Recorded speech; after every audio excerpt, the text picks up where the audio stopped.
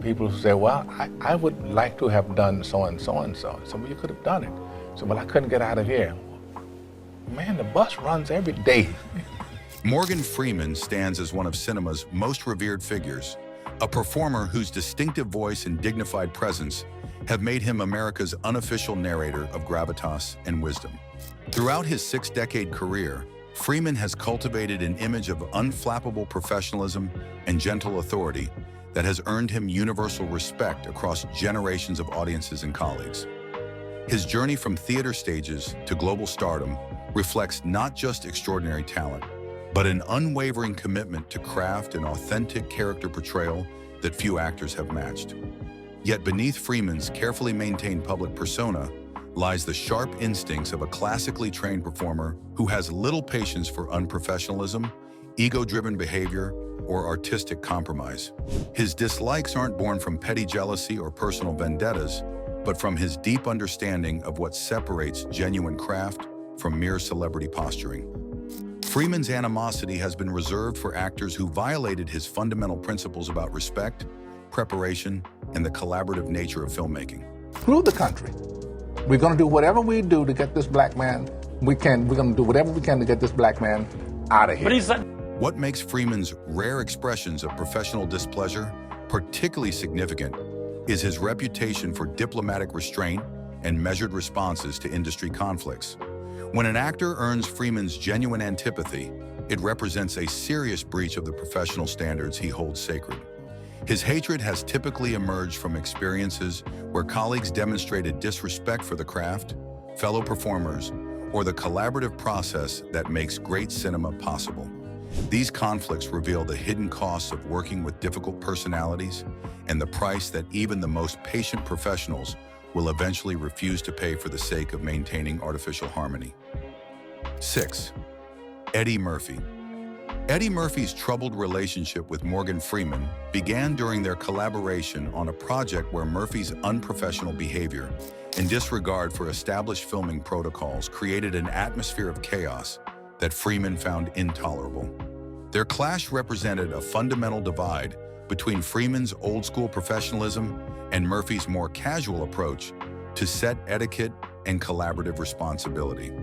Freeman's frustration with Murphy stemmed not from personal animosity, but from the comedian's apparent disrespect for the craft and his fellow performers' time. The tension emerged during production when Murphy would arrive hours late to set, unprepared for scenes, and seemingly more interested in entertaining crew members with impromptu comedy routines than focusing on the work at hand.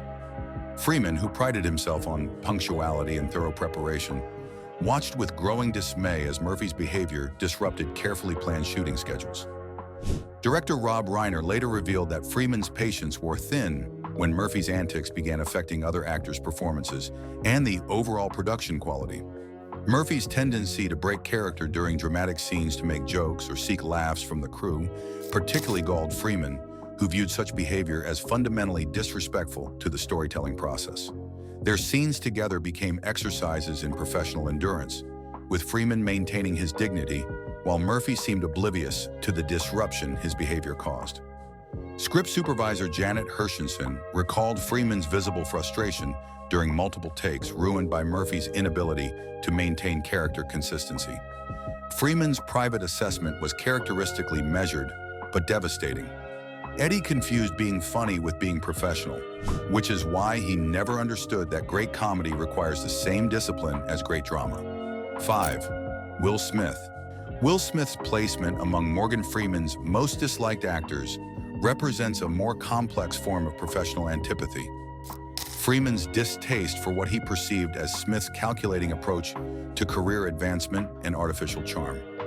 Their relationship soured not through dramatic confrontation, but through Freeman's growing awareness of Smith's manipulative behavior behind his public persona of likability and success. Freeman found Smith's carefully constructed image and strategic relationship building fundamentally inauthentic and contrary to genuine artistic development. Their initial collaboration began promisingly, with Freeman appreciating Smith's work ethic and apparent respect for veteran performers. However, Freeman gradually became aware of Smith's pattern of using relationships with respected actors like himself to enhance his own credibility and awards prospects. Producer Jerry Bruckheimer later revealed that Freeman felt used by Smith's tendency to publicize their professional relationship, while privately showing little genuine interest in learning from Freeman's experience and wisdom. The breaking point came when Smith began publicly crediting Freeman as a mentor, while simultaneously ignoring his advice about project selection and character development. Freeman interpreted this behavior as the worst kind of Hollywood opportunism, using an established actor's reputation to enhance your own while showing no genuine respect for their guidance. His subsequent distancing from Smith became a masterclass in professional disengagement. Freeman's final assessment captured his fundamental disappointment. Will mastered the appearance of depth without ever committing to the difficult work of actually finding it, which is the difference between being a movie star and being an actor. 4. Russell Crowe. Russell Crowe's inclusion among Morgan Freeman's most despised actors reflects Freeman's particular intolerance for volcanic temperaments and unprofessional behavior that disrupts the collaborative atmosphere essential to quality filmmaking. Their relationship deteriorated during a high-profile production where Crowe's legendary temper and controlling behavior created an environment of tension that Freeman found both exhausting and counterproductive. Freeman's animosity toward Crowe stemmed from the Australian actor's apparent belief that intensity justified rudeness and that talent excused unprofessional conduct. The conflict began when Crowe challenged Freeman's interpretation of scenes and attempted to direct other actors' performances without consulting the actual director. Freeman, despite his diplomatic nature, found Crowe's presumptuous behavior insufferable and contrary to the collaborative spirit that makes great cinema possible. Director Ridley Scott later revealed that Freeman's patience was tested by Crowe's tendency to berate crew members and create unnecessary drama during what should have been straightforward filming days. The relationship reached its breaking point when Crowe publicly criticized Freeman's old-fashioned approach to acting during press interviews, suggesting that younger actors brought more authenticity to their roles. Freeman interpreted this attack as both personally insulting and professionally ignorant, representing everything he disliked about actors who confused self-indulgence with artistic commitment. His subsequent refusal to work with Crowe again became legendary in Hollywood circles. Freeman's assessment was uncharacteristically sharp. Russell mistook being difficult for being deep, which is why he never learned that real intensity comes from discipline, not drama. 3. Mel Gibson. Mel Gibson's position among Morgan Freeman's most hated actors represents Freeman's deepest professional and moral disappointment.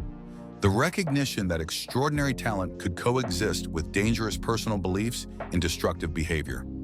Their relationship began with mutual respect based on Gibson's directorial achievements and apparent commitment to serious filmmaking, but deteriorated as Freeman became aware of Gibson's troubling personal views and their impact on his professional judgment.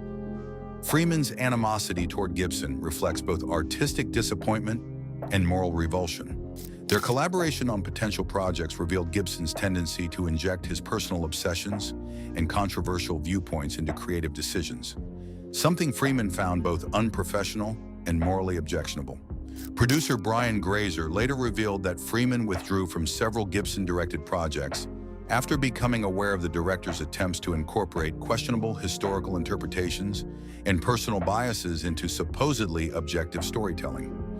Freeman viewed this behavior as a fundamental betrayal of the filmmaker's responsibility to serve the story rather than personal agenda. Gibson's well-documented personal problems and public controversies created additional tension when Freeman found himself associated with projects that could be interpreted as endorsing Gibson's worldview. The final break came when Gibson's personal scandals and controversial statements became impossible to separate from his professional work, forcing Freeman to choose between career opportunities and personal integrity. Freeman's decision to publicly distance himself from Gibson represented one of his rare departures from diplomatic neutrality, signaling the entertainment industry that some behaviors crossed lines that talent couldn't excuse. Freeman's ultimate judgment was devastatingly final. Mel taught me that brilliance without character is just dangerous intelligence. And dangerous intelligence has no place in storytelling that shapes how people see the world. 2. Kevin Costner. Kevin Costner's placement near the top of Morgan Freeman's hate list represents Freeman's particular frustration with actors whose success inflated their egos beyond their actual abilities, creating impossible working conditions for more experienced performers. Their relationship deteriorated during Costner's peak period when his triple threat ambitions as actor, director, and producer created a megalomaniacal approach to filmmaking that Freeman found insufferable. Freeman's animosity toward Costner stemmed from the younger actor's apparent belief that box office success qualified him as an artistic visionary. Their collaboration began during Costner's Dances with Wolves success period, when the actor's confidence had transformed into something Freeman perceived as dangerous arrogance. Costner's tendency to override directors, rewrite scenes, and micromanage other actors' performances created an atmosphere of creative chaos that Freeman found both unprofessional and counterproductive. Producer Jim Wilson later revealed that Freeman's diplomatic protests about Costner's controlling behavior were repeatedly ignored, leading to escalating professional tension. Costner's directorial pretensions and his habit of treating established actors like Freeman as supporting players in his personal vision particularly galled Freeman's sense of professional hierarchy and collaborative respect. Freeman's private assessment was characteristically measured but devastating. Kevin confused success with wisdom, which is why he never learned that true leadership means serving the story, not being served by everyone else. 1. Charlie Sheen. Charlie Sheen holds the dubious distinction of being Morgan Freeman's most despised actor, representing everything Freeman finds reprehensible about Hollywood's tolerance for self-destructive behavior and unprofessional conduct. Their relationship began with Freeman's cautious optimism about Sheen's early dramatic potential, but deteriorated into complete professional disgust as Sheen's personal problems began destroying not just his own career, but the working environment for everyone around him. Freeman's hatred of Sheen reflects both artistic disappointment and moral outrage at behavior that endangered cast, crew, and production integrity. Sheen's legendary unpredictability and substance abuse problems created filming conditions that Freeman found both dangerous and disrespectful to the collaborative process that makes professional filmmaking possible. Their limited collaboration revealed Sheen's complete disregard for basic professional courtesies like punctuality, preparation, and consistent performance quality.